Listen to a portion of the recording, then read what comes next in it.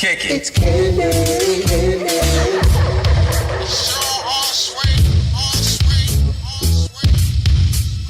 She's just so candy.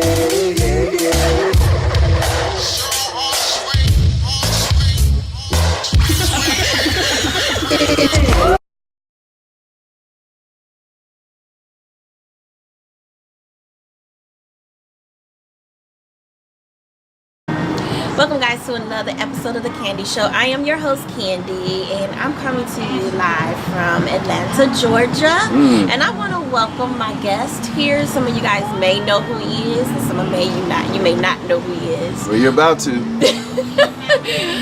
I'm going to introduce this gentleman and he's going to make me laugh so much, so I do apologize for that. I'm going to try to. DJ Phantom. Worldwide DJ Phantom. Absolutely. Welcome to The Candy Show.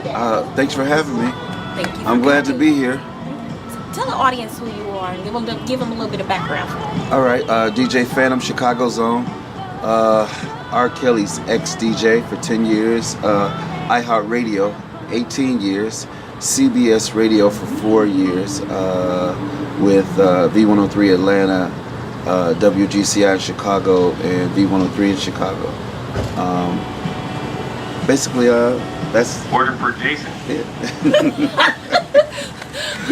Okay, guys, just want to let you know we're outside. One of my favorite restaurants. We're here at Panera Bread. I like the environment out here is very nice. no, I like the soup. Broccoli and cheddar soup is very good. I usually have a sandwich and some tea. So yeah, I thought that we would have good luck if we came here, and the show would run smoothly if I come to one of my favorite places. So we're here. And there you go. Right outside in the back. Very natural, very raw, very Absolutely. real, and in nature. So that's even better. Mm-hmm. So let's talk about this. Let's talk about it. The first thing you mentioned was the ex-DJ of R. Kelly. Right. Okay. So how long ago was that? I resigned last February 4th. Okay, so it's just very recently. No, Last February. a year ago. That's still recent compared No. to like 5 years. No, it's 365 days ago. Okay. That's enough. Okay. I resigned before anything happened, like anything that's going on now, you know, I resigned. Okay. So then, other than that, what else you got going on right now? Let's talk about. Let's get that out of the way. Currently, Well, what's going on, so the listeners can. Well, I'm working with a couple of production teams for anything, hip hop, R&B. I own a sound company, which is Clear Speaker Incorporated. So Clear Speaker Sound Incorporated, and that's based out of Chicago. So I do a lot of outdoor gigs, and that's the fun stuff. Okay. Yeah. So I just recently met this gentleman a few months ago. We were in Chicago doing the writer sessions, live radio seminar. Well, Kevin Shine. Yes, shout out to Kevin Shine. Absolutely. Honestly, if it wasn't for him, we wouldn't even met. Yeah, if it wasn't for God, we wouldn't. Well, like true. Kevin was the liaison that God said to put us together. You are so right. Everything is just Things happen for a reason. absolutely where we're supposed to be. So definitely, shout out to Kevin Shine. Yeah. But you were on the DJ panel. Right. Tell us a little bit about that.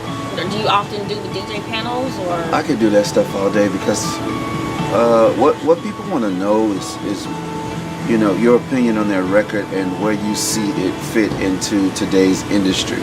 So if I hear a record, I can determine where I could, you know, whether I could possibly hear it on the radio, whether it will be underground, the genre, is it pop, is it hip hop, R&B, you know, if it even has a chance in my mind to be corrected to be something. It's so many different details, like the formulas of hip hop. A lot of people will use a down-tempo song, which is a double time song. That's a little, you know, technical. But if you use a down-tempo song and you're rapping 16s, your rap is gonna last forever. So if you use a down-tempo song, usually I suggest that you do like 12s and 8s. So you do 12-bar rap and do your 8-bar hook, and then 12-bar rap, 8-bar hook. So three sets of each, and you'll have a full song. So don't rap a 16 on a down-tempo song, which is be like, you know, 65 beat per minute. It'll last forever, and people will tune out. You have to give them the hook because you know, at the end of the song, they have to walk away with something, and that hook is going to stay the same. At least they'll know that, and they don't have to wait 16 bars to get it. Right. And is that the reason why? Just I want to know. Is that the reason why most of the times people are coming up with those catchy hooks? Absolutely. It's almost like those first time out in a song, you hear that you already the foundation of what's going to be lasting in that message. The foundation in the message Absolutely. is already popping. It's Yeah. like right there. That's why they call it. It hooks you. It grabs you, and it keeps whatever they said on your mind.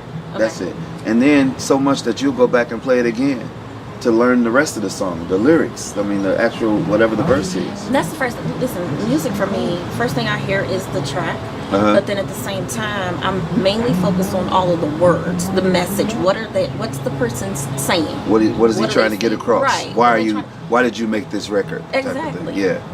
So tell us, what's your opinion about the music industry? You've been in the industry for how long? Marjorie. This is a setup. Long enough, okay? Long I've been enough to playing music since,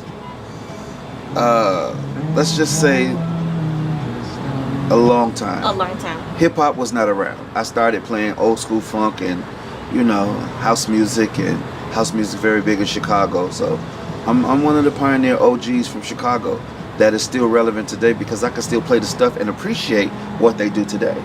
Like, I've never disconnected. You know, when the music evolved, I was smart enough to evolve as well. And that's why you see, like, you saw in the hip hop industry, you saw all of the different regions light up. First it was West Coast, then it was East Coast, and then nobody thought it would ever happen, and then it went down south and stayed. You know, all the masterpiece stuff, we thought it was garbage because it wasn't quite as neat as the West and the East Coast. And then you had gangster rap come about. You know, it was so many different areas of and genres of music until you could pick whatever you want. But today, you know, a lot of the complaints that I get is that I can't understand what they're saying. Yep. You know, the culture is turned into a lot of slurring and a lot of slang and swag, and if you don't keep up with those types of things, then you really can't appreciate the music. But I can still appreciate the music even if I really don't understand what they say.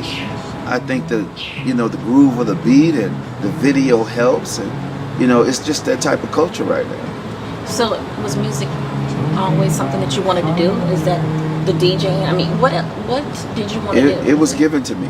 I have to say that. You know, anytime you get hit by something and it's always on your mind, and you're always, you know, creating within the little bit that you have.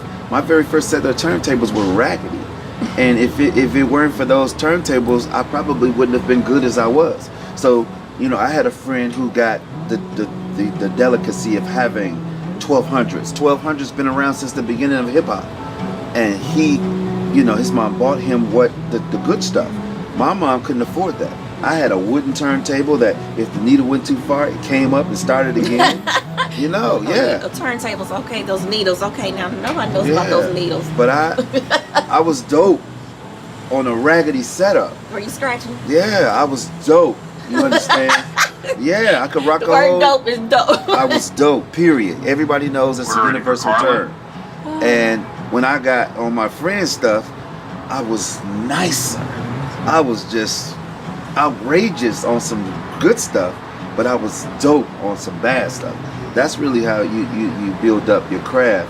You get some stuff that's not so nice, and you find a way It's to like make it turning dope. a negative into a Absolutely. positive. Lemonade out of lemons.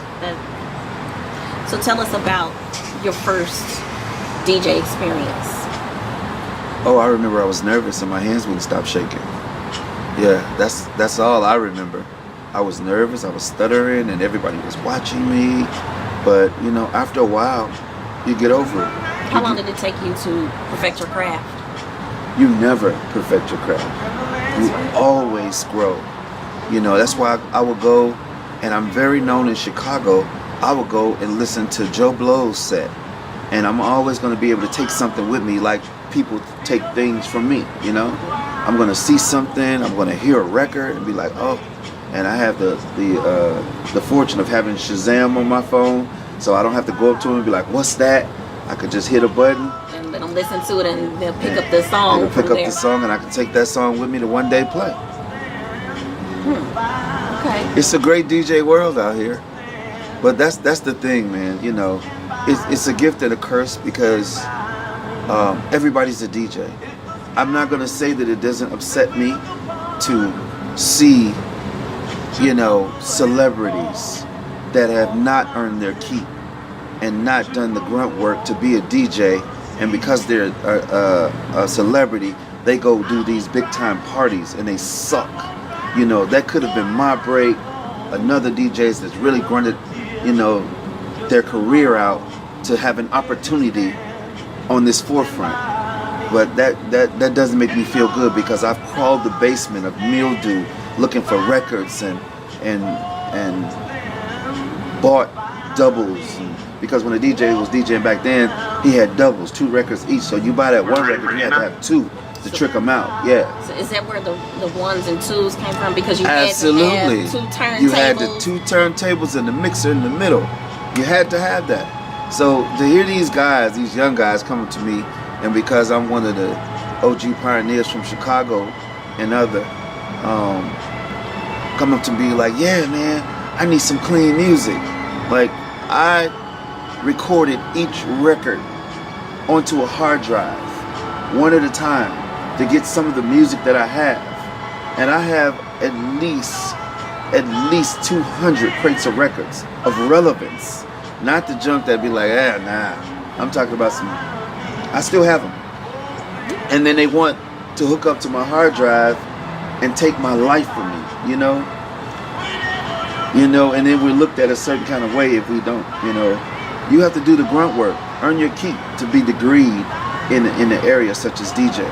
So it's credibility and respect that you have to earn. So if you're a fraud, you know, fraud. Yeah, I'm gonna be a little, you know, it's a fraternity or sorority or. You gotta earn your keep, and at the end of the day, technology has advanced so much that you could cheat. You don't even have to do that anymore. On the technology side, I'm like, I just can't believe I got my feet up. You know, I'm like, oh, I'm gonna go get something to eat, come back, change the record, and go do something else. It's easy, but I can still sound good, like, you know, I normally do with so much technology. It helps, but, you know, in reality, it hurts as well because, you know, so many people are fraud. And I'm sorry, I'm sensitive about it because that's just a field that I put so much into, especially monies. You know, I kept up with all the latest equipment, and then equipment evolves. You got to get the next thing, and not to mention the records. You know. And records are coming back too. Yeah, well, I'm not coming back to it. Yeah, it's just they're you know, 100 records weigh 70 pounds. Like, who wants to do that? I had a whole team with me. They had to get a cut of my money from carrying my records. So I got a nice Mac laptop, and it works fine, and I can put all my music on there digitally, and then I could chop it up the way I want. If there's a curse word that they left in, I can erase that word out of the song and save it that way and mark it clean. I could clean up a whole Tupac song. It's some music that didn't come clean, and I'm able to do that. So technology is nice. It doesn't make you, though. You know, not in Chicago, I know for sure. Yeah, is what makes you. Yeah, and I have to say, you know, off the record, I love my New York DJs. You guys are great, but Chicago has the best DJs in the world. We can play and blend anything. Anybody of credibility in Chicago, we got some of the dopest people. You got a few, you know, like a friend of mine, Kid Capri. He knows how to rock his situation. And, you know, Jazzy Jeff. I've had all these acquaintances with these big guys in my career. I give them kudos. A couple other people, man, that I meet across the world and be like, okay, yeah, he can rock it. But I just don't like when people meet you, like being on the road, and I'm R. Kelly's DJ, and automatically you get the cold shoulder because people don't want you to show them up. Or if they get hired for a gig to open for you, they're trying to play all the hot records and there's 7 people in the room.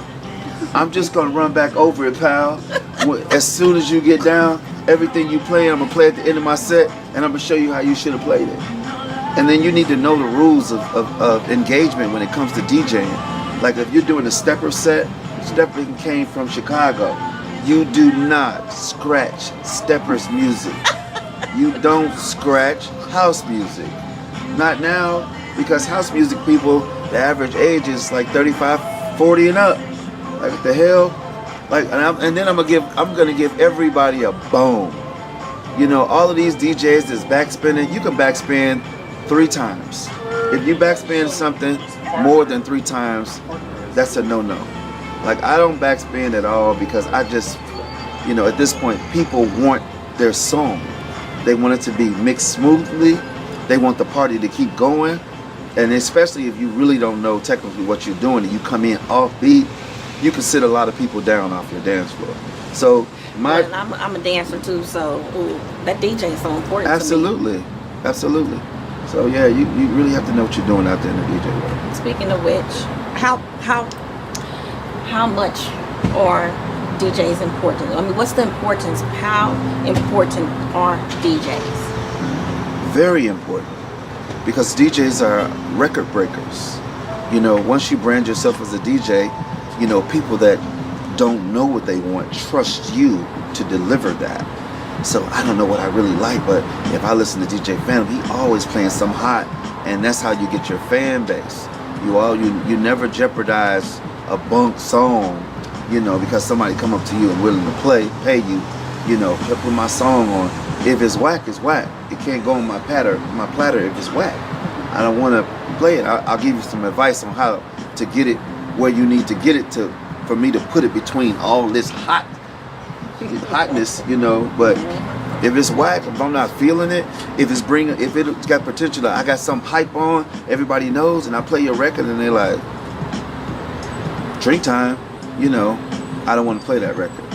I want people to, if I play something new, I want them to be like, okay, what's that? It's kind of hot. It's got a good beat. You know, it came well out of, you know, the last record. I want them to be inquisitive about what it is. I don't want them to be like, get that expression like, you know, that's the first thing they'll do. They'll be dancing and then they'll go look up at the DJ booth like, like, what are you talking about? What just happened? Like, come on. Yeah, that kind of thing. You want people to stay on the floor. Absolutely. Period, point blank. Have a good time. There's so many different elements. It's not just one piece. It's the music and it's what you say to motivate. Because I've done sets with commercials, like commercial music, not commercial, but TV sitcom music.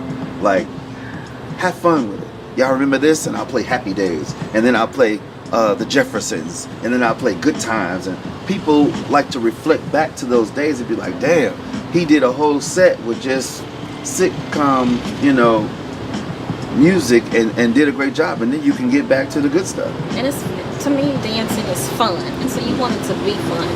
Here's what the transition, I don't know. You remember back in the day where there were slow songs? Yeah. It seems like there are not a lot of slow songs anymore. I do slow mixes. You do slow mixes? Absolutely. Okay. I do like love mixes. So if you're with your girl, and you know, guys, the worst thing you want is that music to go off. You don't want to give them a chance to think. So that's why I put together these slow mixes that are, if you want one, just reach out to me, man. And that was actually DJ Phantom Worldwide. But you know what? You just spoke on that. Mm-hmm. The slow. The slow stuff. I mean, being with R. Kelly, you had no other choice. I mean, you had no other choice. Man, I was with the king of R&B. And I think, you know, I honestly think R. Kelly will die the king of R&B because his formula and you know, there's a lot that is going on with R. Kelly right now, but I had a different experience. You know, I know a guy who's very fun to be around, who has some incredible talent and production skills, and makes some great music. I had a lot of input. You know, Backyard Party was a single that I picked against everybody. And I worked that record in 2 weeks to be number 2. That album was coming out in November with a hot record like Backyard Party. they were gonna go with a song called Marching Band. It had Chance the Rapper and Snoop in it. I really didn't care about that. I'm a DJ. Just because you got such and such in the song, that does not move my party. Good luck. Artists don't move me because I'm the one that dictate to people what's hot. I'm the one that can help identify what's hot. And I told him that Backyard Party record, man, I just saw that so summer, and we had like 2 weeks left of Labor Day, and I was like, give me that record. Give it to me. So he didn't, and I stole it and put it out there, and here we are. Backyard Party went #2 because I got it to the coast, East Coast, West Coast, Atlanta, Chicago. I went to the main markets because that's how you get stuff done. You go to the main markets and get them to touch and agree with you. And all the B and C markets, the only thing they do is watch them. Yeah. They like looking at your spins, and they're like, it's an R. Kelly record, and all the major markets are playing it, and it's getting a lot of spins. We need to start playing it. That's how you get it done quickly. You deal with the major markets, and all the BC markets are going to follow. And that's how I turned it so quick. And they said, if y'all got this record out in May, and it was actually close to the end of August or something like that. Oh, wow. Yeah, they were like, you got this record in May, this would have been the top record of the summer, hands down. And then I convinced R. Kelly to go back and do a remix. And then instead of Backyard Party, he did the same music and he remixed it, and he did Christmas Party. So look it up. Christmas Party is out there. It's got the same I'm gonna look it up. Look it up. Christmas Party. I influenced that myself, and no, the lead of it was given to me from Reggie Rouse here in Atlanta, and he said you should further it, and then I took it and influenced him to do it. What do you feel, with that being said, how do you feel your legacy will be? You know, what type of legacy do you want people to have? An impression. What is your legacy? What do you want people to remember you by? I want people to say about me, I want them to say he was a badass DJ. He was a badass DJ. And here is some of his work. And that's why I'm working on my legacy series right now of everything, not just hip hop. I'm talking about reggae, everything that I do, steppers, house music, disco, old school funk. I'm working on my legacy series now. I would really like zoom in and focus on it during the winter times because my summers are so busy.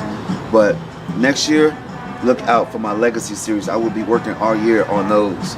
But I want him to say that he was a person that always gave me his number. I want him to say that he was a person that always answered his phone. And if I was getting on his nerves, he'd tell me, look, you're calling me too much. You know, I'm that guy. Be real. Yeah, be real. So that's just one of the things, but you know, I'm affected by what went on with R. Kelly as well. You know, we all are. I think of so many people that were my friends behind the stage, the people that hung the lights, that made the stage. I could not ever ignore those people because nothing ever fell on our head, you know? So these are all people that are family, like the Santees and the Willards and the KGs and the Jones Sullivans and the Cash Howards and all the people that really were out there, like the band members with Rodney and Donnie and June Brown. It was a big family out there. It couldn't have never worked the way it did without people that support, you know. And that's why I really don't want to forget about anybody, because we were a unit. I was out there, I had a microphone, I had a spotlight. They didn't have as much as I had as far as focus, but I have to shout them out because they were a part of the team, you know. Also, I just want them to say that I'm a person that loved people and loved to advise, and God gave me and God furthered me, so who am I not to further? I just miss being out there, you know. It's just so much, so many places, so fast. The greatest of hotels, Vegas over and over again. Just so many different Indian reservations and casinos. All you can eat. We did the Tom Joyner Cruise. We didn't cruise. That was just recently though, wasn't it? That's every year. Like every year. We did one of the, like maybe a year before last, we did the cruise, and we were on with Ice Cube and Dub C, and man, it's just so much to have that kind of stardom. Like I was a mini star out there because on the stage it was just me and him. A lot of times the stage is too small, just me and the man. And that's why I say, like, you know, this whole episode of what happened with R. Kelly, which I've never really talked about, it affects me too, because that for a DJ to be a little boy that had some regular turntables from that point and to get where I am now is a dream come true. Like, that's what everybody wants, to go from that, get good, buy records, stay with it, develop a skill that people like, and then ultimately get on the radio and become popular in your city with your craft, and people know your brand, and then go on a 10-year tour with the king of R&B. That's something you never want to lose to what is going on now. It's heartbreaking. It is, all the people that I met, and then to have to resign because no matter what you heard, that's what happened. And if you think I'm lying, I have the proof, I have the date, I have people that, you know, the response from the team when I resigned, the manager responded and say, we have received your resignation. To have to resign is heartbreaking. You can't say it was all about one person, not even the artist, not even whose name it was. It's all about everybody, because that affected me. That was my life. I worked hard to get to that point. And then it could have been 1 year, it could have been 2 years. It was 10 solid years. And to stay somewhere 10 solid years, there's a whole lot of stuff you have to go through. That's a marriage. Yeah. You have to maintenance it. You have to know when to be quiet. You have to choose your battles. You have to know when to be seen and not to be seen. You know, you have to train people how to treat you. There's a lot of ego and arrogance out there. And you find a way to make it around all of those things for 10 years, that has something to be said about it, you know. And I did. 18 years with iHeart so far. I want people to say that I knew how to make things work. It wasn't all about me. I didn't have to have the last word and things could be okay, as long as I wasn't jeopardized or the brand was not jeopardized. You know, ultimately it's someone else's lead, and you have to be a good follower. And sometimes when, you know, you don't have to always be right. But if you are right, it doesn't have to be exposed at that time. Sometimes people have to get hit with their own arrow, you know, and that's that. You can be patient enough for someone to learn their lesson, you know. But I have to, like, I know I don't want to get too, you know, religious, but God ordered my steps for me to resign, and the walls started to fall right after that. Less than a year later, you know, and we're talking about something like a $10,000 a week job. We did 5 shows, that's $10,000 a week, and I had to walk away from it. But that you know, you have to know who you are, you have to know your worth, and you just can't stick around for anything.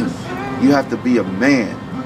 You have to be comfortable in your own shoes, and then you have to wait for your next mission through your maker. Yes. And be confident in that, and that's what it is. A lot of people can't see past that. Only thing they know, I'm making money, I gotta stick it out, and then you go down with the ship. You know, at some point you have to make a decision to stay or step away until things get fixed, so that you're not associated with something that is sickly. You know, have to step away. You have to have faith. Absolutely. Let me just say, we're gonna take a break real quick. Take a break. And then we're gonna come right back. Welcome back, everybody. It's your boy DJ Phantom, Chi-Town's own, right here in the ATL with my girl Candy from Indianapolis. with the nap time. Candy show. The Candy. Why they call you Candy, girl? We ain't gonna tell nobody about Candy. that. I want to know. I think I have a new host here, co-host. Your man, partner. DJ Family. Absolutely. We can do this. Our job is to come to you and talk to you about what's going on in the world and all of the US of A. And if we know some about what's going on outside the country, we're going to tell you that too. But I'm really enjoying this day right outside my place, Panera Bread. And after this, we're going in and get some, what did I say? That soup, that broccoli and cheddar soup. Why is she looking at me like that? I like the muffins. I like the sweets. So. Absolutely. See, that's part of the reason why I was just I'm trying to be Candy. healthy. Candy. I'm just trying to be healthy. I'm not trying to say that on TV. All right, so let me. Okay, here. She about to ask me something bad. Yeah, I'm about to ask him, and we're gonna see how he's gonna answer this All question. right, let's do it. The trend of paying DJs to get their music played. Oh, Told you. I know Thinking of this nothing one. of it. In 18 years, I have the slightest idea what you're talking about. What's it called? Payola? Well, let's break it down. Well, it's a hustle. I mean, for club DJs, I don't find anything wrong with paying or tipping a DJ if it's feasible for him to put your song on. Don't be aggressive. Don't make a mag. Don't get thrown out of the club. But it is against the law to propose payola to radio people or DJs that work for the radio. Has it happened to me before? I'm pleading the fifth. But back in the day, it was a real heavy game. There were a lot of budgets to play music that, you know, you really weren't sure about. I don't know how else people would get their music out, but I did find out that if you have great music and you have social media, because back in the day we didn't have that. That's an avenue that's so awesome. You've seen so many artists get seen by major artists or record labels through social media. But ultimately, you don't need to do that anymore. You just need to get good advice about the music that you already have. Secondly, and most importantly, you need to listen and get a general consensus. So if I was an artist, I would get sheets of paper and say, okay, here are 10 questions about this one song. And I would go around to every DJ on their spare time at their comfort, catch them in the comfort zone, and give them to evaluate my song. And if I get 30 sheets on 30 DJs and go and get a general consensus of what they feel about my music, I would know what changes to make. And then I could make a quality song. Did I hit it? Yeah, you know what? I'm glad we addressed that, because that is an issue. Payola Yes, is an issue. To me, it's just my personal opinion. If your music is hot, that DJ is gonna want to play it. You shouldn't have to pay. Well, that's just my personal opinion. That is true, but I know there are business side hustles. Yeah, there are going hustles. on. In the club, it's a hustle, because in the club is packed and the people are contained. So why should I stop my groove and pay attention to you? Money will make them do that. A tip, But radio is something different, and I just don't agree with the payola thing, because we can do payola to a sucky song, and the only thing that you did is expose yourself to suck to millions of people. They'll be like, who's this? Oh, he sucks. And then they heard your name and your song sucks because you paid for it. You didn't get a general opinion of what the song is or whether people like it. You just wanted it to be heard by you and your mama and your auntie, my mama on the radio, and everybody else thinks your song sucks. That's not the way. You need to get something free from these DJs. Get an opinion. A lot of times you don't have to pay for that. But me, I had to set up that if you want me to really critique your record, it costs you $100, $200. And I will get it down to I knew how many bars you had.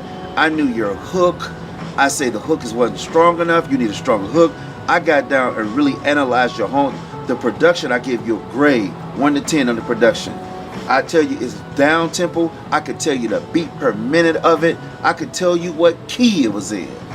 I would really dissect your song and get you what you needed to really evaluate what was going on with that song.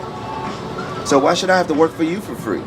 If I'm evaluating music, if I'm critiquing music, that's what I do. I've got a lot of years of DJing. DJs are the best A&Rs because, you know, let's look at a record label. They just rolling the dice and throwing them out there. I think he's good, throwing them out there. But a DJ can rock a party for 4 hours continuously. Everybody smiling, they drinking, they having a good time. What? There's no better A&R than that. Like, that's why, you know, I really don't feed into, oh, I'm gonna get me a deal, man. Whatever with that deal. All I know is that once I do my thing with my organization, we're not making, and nothing's going out the door that's not Dr. Dre. If it's not at that level, if I can't play with a Dre record, I'm good. We're going back to the factory and recook and then do it over. It's about breaking down music. And then you got a lot of people that don't know the fundamentals of rapping, and they start rapping, which is good, but go back and get the fundamentals, because if you can't count bars, that's an issue. If you don't know what BPM is, that's an issue. Ad-libs, all of the little things you need to know about a session, you need to know. So if you don't know them in the interim of what you're doing, go back and learn it. I'll teach you. It doesn't take that long. But it's never good to go in the game acting like you know everything. I mean, we're in the era, though, where there are a lot of people turning rappers. Absolutely. I'm going to be honest, I always claim I could rap, but I can never really rap. But it's a lot of people that are just getting their rhymes together and they know nothing about the business. Right. Nothing about it. It's just they have a great gift and they, you know. That's why there's no I in team. You have to. I say that all the time. You have. If I were an up and coming artist, I would go to people that I know and love, and I would say, mark this day that we're having this conversation. I feel like I have what it takes to be a rapper. I don't know accounting. I don't know business. So out of this group, I want to know what you know, and I want you to get in a position like I'm paying you to be here. It's taking pieces of a puzzle and putting it together. Absolutely. And creating the team. That's right.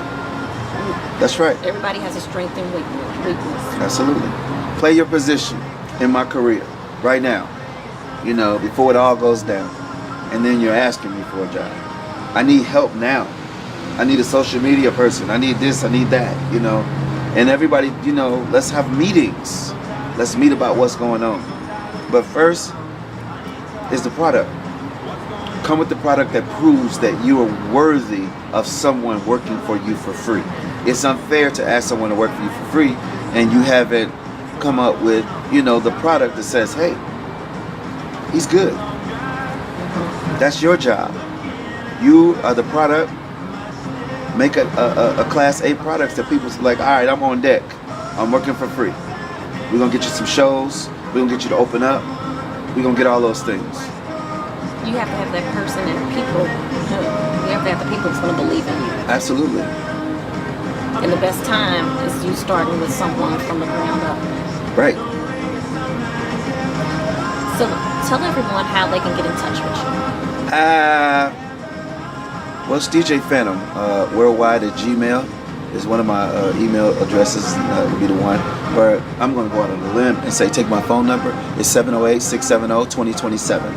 708-670-2027. I've never been that shady dude. Like, call me and tell me what your business is really quickly. And then we can email. And then we can text. Like, leave room for me to live my life and then help you. Don't call me on crap. You know, state your business. I want to help you real quick. You can help me real quick, and then we can build that way. Like, why would I not have you have my phone number? Simple as that. Wow. Okay. That's right. No excuses. No excuses. No excuses. Absolutely not. So thank you for having me. Are we? No. We're I not- can't get away without this one other question. Oh, here we go. What's the future gonna hold? Tell us what the future's gonna hold for DJ Phantom. Well, What do you have currently going on? well, right now, after so much in so many years, I'm just normalizing my life. You know, I've got a 3-year-old, and that is really humbling me. I just want to live life. I want to help people. You know, I want to have my own businesses. I really don't. For the last 20 years, I've been on my own with my own incorporation. I haven't worked for anybody, so I woke myself up. I book my own gigs. I own a sound company. I own a studio. I work for the radio stations. I've traveled the world, and that's life to me. Like, I've done some things in life that people that grow to be 100 won't ever do. So that's a trophy for me right there, especially being a black man. You know, I want to encourage others that they can do what I did. You don't have to fall under somebody else's regimen. Do what makes you happy. That's right. But what makes you happy is not always going to make you happy. So know that. So be able to take some of the bitter with the sweet days that are coming, because you wouldn't know it was a sweet day if you didn't have some bitter ones. So in knowing all of that, be patient. Life, you know, walk the path. Don't be everywhere. Complete. Close things out. You know, and I just love music. I want to just go down as one of the legends, to be one of the greatest mixologists that ever lived, that came out of Chicago and further. And that's it. And whatever else, you know, my great God has for me, because he positions it right. He doesn't let me go around what his missions are. So along the way, you know, on the path of what I do and what I like to do comes his work. Because believe it or not, like, he instilled what I like in me in order for me to be passionate about it. I know that sounded weird, but Those he made me who are passionate. connected will get Yeah, it. right. They will get Come on with us, y'all. It's enough room. So I'd like to thank my extra special guest That's- worldwide. I'm extra special. Worldwide. DJ Phantom Worldwide. Phantom. Yes, yes. You want to take us out of here? Hey, thank you guys for coming out to the Candy Show. I really had a great time with my beautiful Candy, and I'm about to talk to her about doing some other things that you're going to see her all over the world, because she and I are about to team up to help, like, local artists, to help producers. If we have all of these platforms, we need to be able to put everybody under those platforms to really network, to make some things happen. So look out, Indianapolis, Chicago, coming together. It's a Midwest thing, y'all. Thank you for joining the Candy Show. Bye. But most of all, I said most of all, I want to thank you, my audience. Come on back. I said come on back. Come on back. Kick it. It's Candy.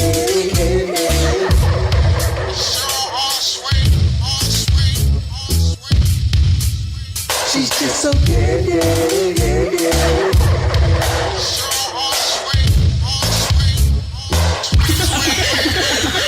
It's